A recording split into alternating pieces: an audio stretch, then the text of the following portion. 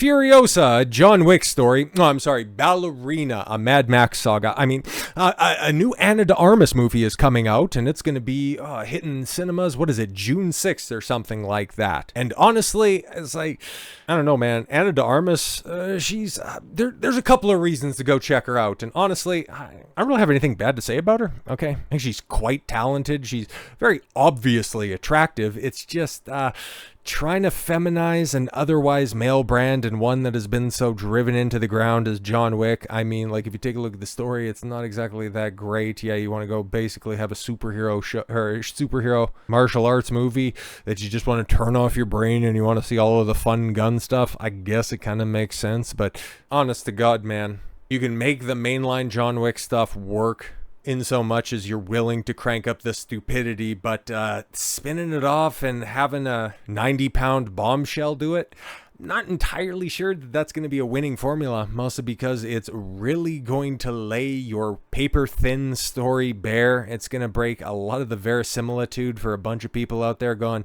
yeah, okay, this is, yeah, okay, I've seen this before in John Wick. It's just, how is she taking people to, okay, cool, yeah, you can fire a gun, but if you're going to get in close combat with guys that are 250 pounds, it just doesn't pass the smell test. But who knows, man? Maybe this will just be a huge hit. All of my skepticism can be thrown aside because she's got the right connections, and generally speaking, like, most of the people attached to, like, I can't really think of anybody in particular that would be offensive to the masses, but yeah, a lot of the John Wick people, like, they're just generally likable, man, like Keanu Reeves and Ana De Armas, okay, and even, like, I didn't know about this until I was doing some research for this article, but Ana De Armas stuns in revealing black dress at John Wick Ballerina premiere in Berlin, but rumored wait, what? Okay, another big dub for Tom Cruise, and we're going to be talking about a few more here in the final video of the day, but is once again nowhere to be seen. Yeah, because, spoiler, he was a little bit busy doing other things, and he's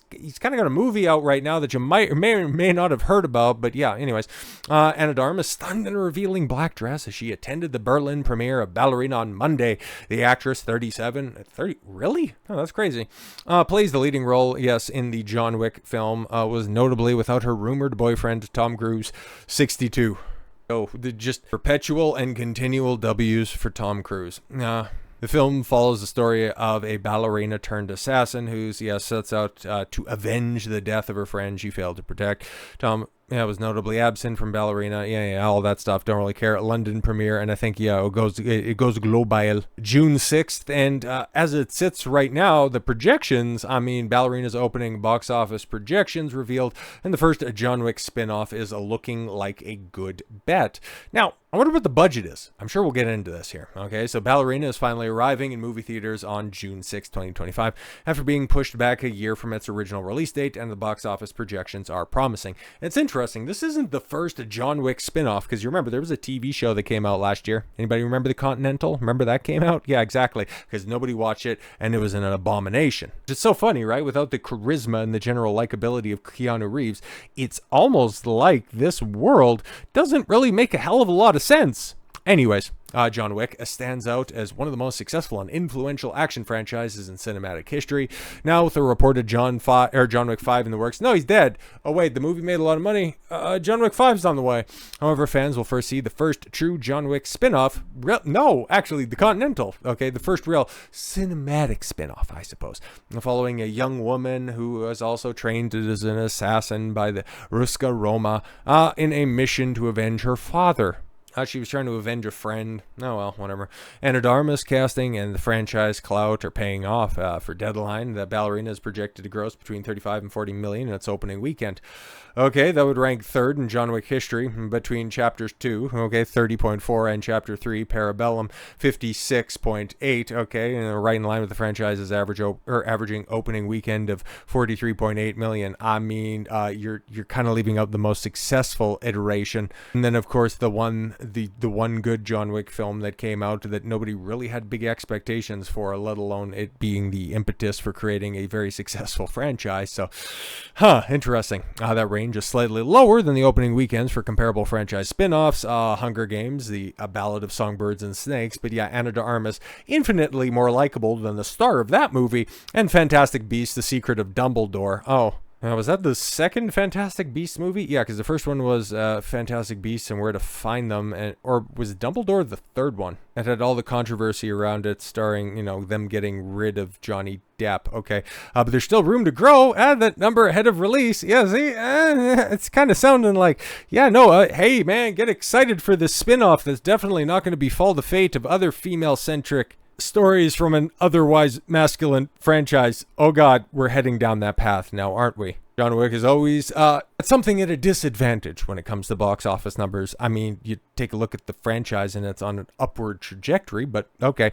As it is a rated R action movie, all right, cutting out families and younger viewers who might boost any installments to one of the highest grossing movies of all time. Well, I mean, John Wick has a skin in Fortnite, so really no. But anyways, however, as the franchise maintains its quality...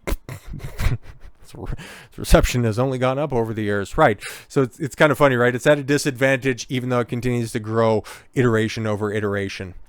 Okay.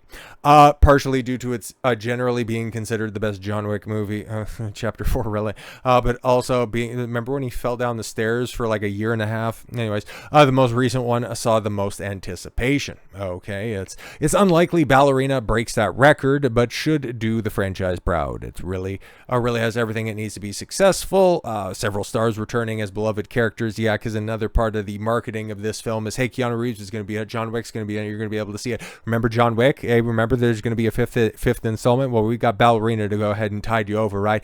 As Wick himself. It will also showcase new shadowy corners of the world, while Ana De Armas is a popular rising star. In recent years, they've been trying to make her thing, and she has been relatively successful over the past decade, but yeah, rising star. Yeah, she's 37, and she's nice. I've never heard anything bad about her at all whatsoever, but rising star, she should probably be bigger than what she is right now if the overall movie industry was as healthy as, rags like Screen Rant think that it is. But this is where things get... they get a little bit iffy, and this is, well, okay, on one hand, I got to give it to them. At least they're being honest about this, but this right here, yeah. If you remember earlier this year, there was a bunch of quote-unquote influencers who got flued out by Disney and said that, oh my God, guys, Snow White is just so fantastic. Oh my God, Rachel Zegler stars, and don't believe all of the pre-release backlash. Oh, this is going to be just an amazing movie.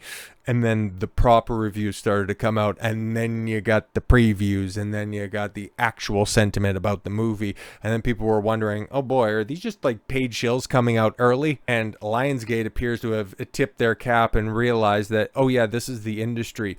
You have studios out there buying influence, buying people, trying to, whatever the opposite of poisoning the well is, shocking the well, sweetening the well, prior to releasing what everybody can kind of see as a dud. Because let's keep it a buck, man. If this thing is going to perform on par with a movie that is about a decade old, not great stuff. Because yeah, we also seen Snow White earlier this year. Yeah, also get compared to, hey, it's performing better than Cinderella that came out in 2014, and Captain America Brave New World. Oh my God, it's the third best performing Captain America film. It is on par with Winter Soldier. Yeah, not adjusted for inflation, but don't worry about any of that stuff. But yeah, Lionsgate's staggered Ballerina embargo, okay, for enthusiastic and critical sentiment irks reviewers. Yeah, because long story short, they're just saying, hey, if you want to shell for the movie, go ahead. But if you want to be critical of it, just pump the brakes a little bit closer to when people can start buying pre-sale tickets.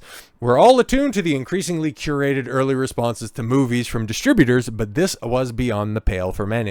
Oh, wait, so that you're just giving up the ghost off rip by saying, hey, the people shill. The people lie about it in order to get access and continue to get invited to more movies. Okay, yeah, we already take that for granted, but did you know that this is actually an instance where things are worse than that? It's like, wait, what? We need to go ahead and unpack the first statement there, but let's go on. Lionsgate yesterday sent out an email to Ballerina critics and reviewers in which it told them the spoiler-free enthusiasm on social media is allowed starting on May 22nd, but that critical social sentiment and formal reviews are embargoed until June 4th, 2 days before the official reveal. Oh, Yeah, that's not good. So you can go ahead and be enthusiastic. You can go ahead and shill it, and you can say that oh my God, guys, Ana De Armas is so great, and this is definitely like a John Wick. It gives those vibes. Oh my God, it's so great. You can do that right now, and you've had the opportunity over the past weekend to do that as well. But hey, if you want to be more critical, okay, if you want to tell the truth about the film, you gotta wait 2 days. Okay, you gotta wait until Wednesday before it hits theaters. And quite rightly, this bent many out of shape. This unethical demand for most critics we spoke to haven't heard of an embargo edict going that far before. Interesting. And many online were also perturbed. The Ballerina embargo notice is absolutely unethical. Rather, an embargo holds on negative reactions. Only positive reactions are okay. Certainly hope none of you will be complicit in this buffoonery. If any of you value your dignity, I know it's a tough ask. You won't cave. Courtney Howard claimed, on the 22nd, and Lionsgate split embargo on Ballerina has me fired up, and I wrote a little rant about the slow death of the film criticism, according to that guy right there. No, that's been going on for a while, and I'm sure there's probably been wink, wink, nudge, nudge, handshake deals about this stuff before. It's just they had the audacity to come out and, well, put it in writing. We hear from studio sources that this was the case of poor wording, and that following the outcry, marketers reached out to those who received the note to let them know that they're they're welcome to express whatever opinion they have of the movie. But sure, man, I mean, the early reviews, the early sentiments are very much being held out, and they will be for a week, hoping that they can go ahead and, put all of the hype, or maybe some of the backlash to the controlled hype, a little bit out of people's minds, and hope that, hey, generally speaking, okay, it's another John Wick movie. You guys will like it. It's the perfect summer flick for you. Come on in, give it a shot, because if you don't, that means that you're just simply sexist and you hate women, or whatever the hell they'll try to spin after this thing flops on release. So with all that said, thank you all very much for the gift of your time. I've been Don Consuelo. I want you to follow your gut and get after it. Take care, everyone.